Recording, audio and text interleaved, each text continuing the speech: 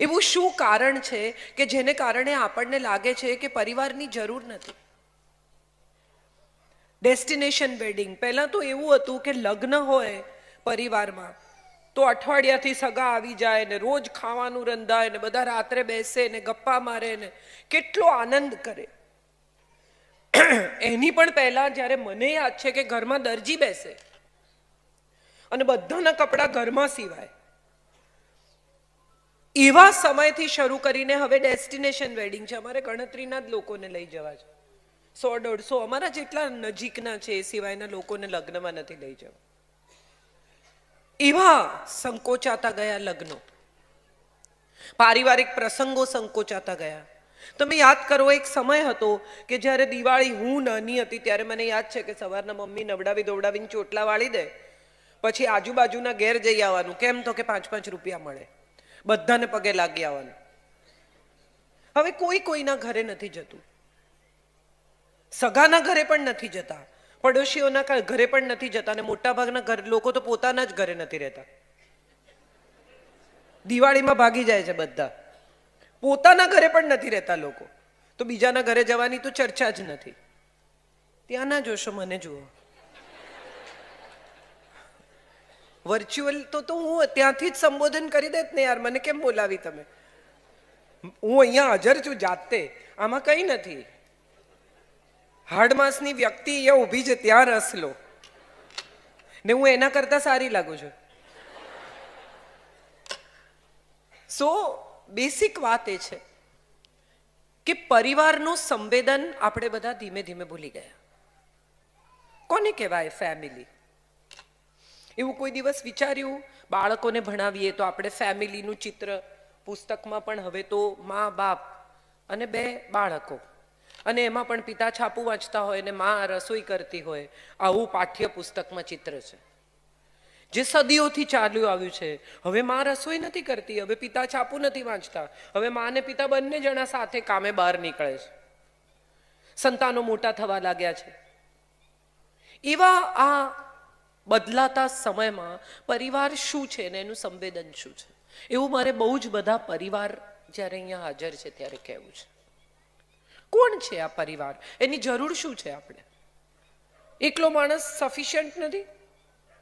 લગ્ન શું કામ કરવા જોઈએ? સંતાનો કેમ હોવા જોઈએ? મા બાપ સાથે શું કામ રહેવા જોઈએ?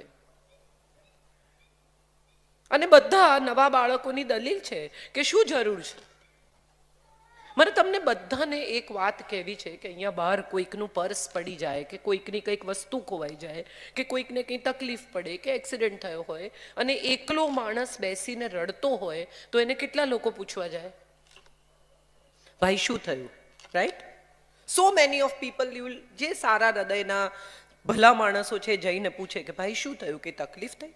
કંઈ પ્રોબ્લેમ થયો? કે પર્સ પડી ગયો? એક્સિડન્ટ થયો? કે તાવ જેવું છે? માથું દુખે છે? શું થાય છે? બરાબર? અને એકલો હસતો હોય તો ડૉક્ટર બોલાવવો પડે કે આ છેલ્લી 15 મિનિટથી એકલો હસે છે, ડૉક્ટર બોલાવો. તમે બધા આટલી મોટી સંખ્યામાં અહીંયા હાજર છો, તમે કોઈ ન હો, એકલી ખુરશીઓ હોય અને હું અહીંયા ઊભી રહીને બોલતી હોઉં તો મારે માટે ડૉક્ટર બોલાવવો પડે કે હવે બેન માનતા નથી.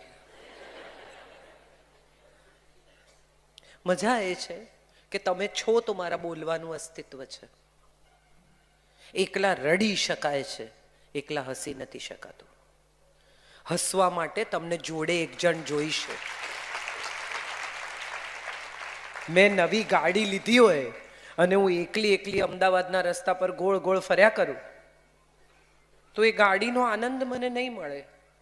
પણ જો કોઈ સ્કૂલનો ભાઈબંધ મળ્યો, બેનપણી મળી, ભાઈબંધ એવું જરૂરી નહીં હો, બધા લોકોની આંખો આમ થઈ ગઈ, કઈ બેનપણી પણ ચાલે, આપણે કઈ નહીં, અને એમ કે અરે વાહ નવી ગાડી લીધી, ત્યારે તમને પહેલી વારે ગાડી લીધાનો આનંદ થાય. હા કે ના?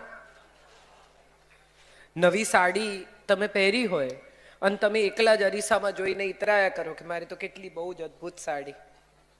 એને બદલે આવા કોઈ સમારંભમાં આવો અને શિલ્પાબેન જેવું કોઈ એમ કે કાજલબેન સાડી બહુ સરસ છે, કિંમત વસૂલ થઈ જાય તમારી. હા કે ના? તો એનો અર્થ એમ થયો કે તમને તમારી આજુબાજુ એક દુનિયા જોઈએ છે, એક વર્લ્ડ જોઈએ છે જે તમારા વખાણ કરે, જે તમને ચાહે, જે તમને તમારા હોવાનો, તમારા અસ્તિત્વનો અહેસાસ કરાવે. મારા દીકરાના આજે જ હું સવારે સ્કૂલમાં પણ કહેતી હતી ને તમને અત્યારે ફરી કહું કે મારા દીકરાને એક દિવસ હમણાં વચ્ચે મારી સાથે બહુ આર્ગ્યુ કરતો હતો. 24 વર્ષનો છે. એને મેં કહ્યું, મેં કીધું મેં મારી જિંદગીના 10 વર્ષ તને આપ્યા, જોબ ના કરી, કશું ના કર્યું, એટલું બધું ભણેલી, તું જન્મ્યો પછી હું ઘરમાં રહી 10 વર્ષ. તો એણે મને કહ્યું તો હું શું કરું? મેં થોડું કહ્યું તું. બરાબર, એની વાત સાચી, એણે નહોતું કહ્યું. આ તો મેં નક્કી કર્યું કે મારે મારા દીકરાને 10 વર્ષ એના બાળપણના વર્ષોમાં સમય આપવો છે. આ મારું ડિસિઝન હતું. હવે એ ઇન્વેસ્ટમેન્ટ માનીને જો હું એમાંથી ડિવિડન્ડ કાઢવાનો પ્રયત્ન કરું તો એ પ્રોબ્લેમ છે.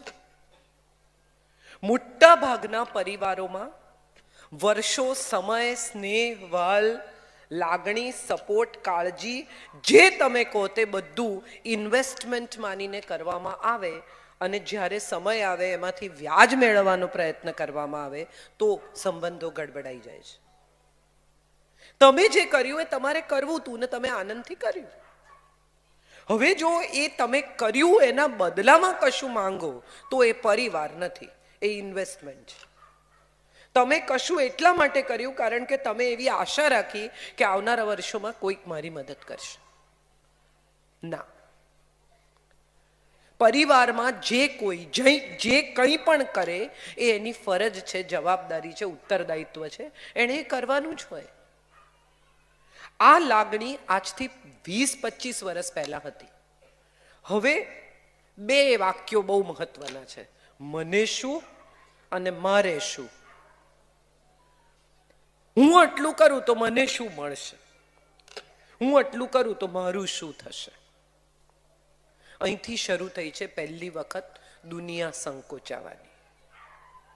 તમે વિચાર કરો, નવા લગ્ન થયા હોય આજથી 25-30 વર્ષ પહેલા, એ એજ ગ્રુપના લોકો પણ છે એટલે કહું છું કે 25-30 વર્ષ પહેલા, 40 વર્ષ પહેલા જે લોકોના લગ્ન થયા હશે એ બધાને ખબર છે કે પત્ની જોઈન્ટ ફેમિલીમાં રહેતા હોય, સવારે રૂમમાં ઝઘડો થયો હોય 2 જણનો, પછી તો બંને જણા નાહી ધોઈને, પત્ની તો રસોડાના કામે બહાર નીકળી જાય, પતિ કામે નીકળી જાય, સાંજે પાછો આવે ત્યાં સુધી ઝઘડો યાદે ન હોય.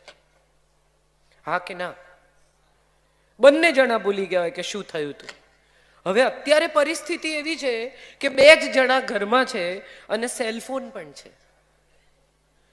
એટલે ઘરમાંથી તો ઝઘડીને નીકળ્યા પછી પોતપોતાની ઓફિસમાં જઈને સેલફોન પર પણ આર્ગ્યુમેન્ટ ચાલુ રહે.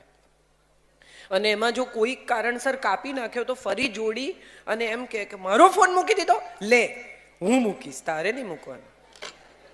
You can't do that. Phone મૂકવાનો હોય તો હું મૂકીશ, ડિસ્કનેક્ટ કરવાનો હોય તો મારો વારો, તારો નહીં. આ ઈગો પ્રોબ્લેમ પહેલા પરિવારનો હિસ્સો નહોતો. અહંકાર, ગુરુર, ઈગો આવું કંઈ હતું જ નહીં. દાદાજી જે રૂમમાં બેઠા હોય એ રૂમમાં મને યાદ છે કે પસાર થતા પહેલાં પણ એકવાર જરા વિચારી લેવું પડે કે હમણાં બોલાવી લેશે કે આ લે પોસ્ટકાર્ડ નાખી આવ, અને કંઈ કર્યા વગર ચૂપચાપ પોસ્ટકાર્ડ નાખવા જવું પડશે કામકાજ છોડીને. અથવા જાતો પાણી ભરી આવતો એટલે 1 ગ્લાસ પાણી લઈ આવવું પડે, તમને ગમે એટલું મોડું થતું હોય. દાદાજી મોડું થાય છે એવું ન કહેવાય. હમણાં એક બહુ સરસ કોઈ કે મને વોટ્સએપ પર જોક મોકલ્યો છે કે એક દાદાએ દીકરાને કહ્યું કે લે આ 100 રૂપિયા અને મોલમાં જા અને 1 કિલો ખાંડ, 250 ચા, પાપડનું 1 પેકેટ, પૌવાનું 1 પેકેટ લઈ આવ અને જો પૈસા વધે ને તો આઈસ્ક્રીમ ખાજે. એટલે છોકરાએ નોટ જોઈ, દાદાજીની સામે જોયું અને કહ્યું કે આટલામાં આટલું ના આવે. એટલે દાદાજીએ એને કહ્યું કે અરે અમે તો આનાથી અડધા પૈસામાં આનાથી વધારે વસ્તુઓ લાવતા હતા અને પૈસા બચે એમાંથી આઈસ્ક્રીમ પણ ખાતા હતા. એટલે છોકરાએ કહ્યું કે પણ ત્યારે સીસીટીવી નહોતા ને.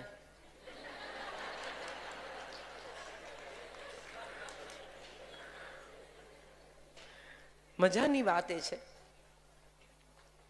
કે નવી જનરેશન પાસે હવે વાર્તાઓ નથી, જોડકણા નથી.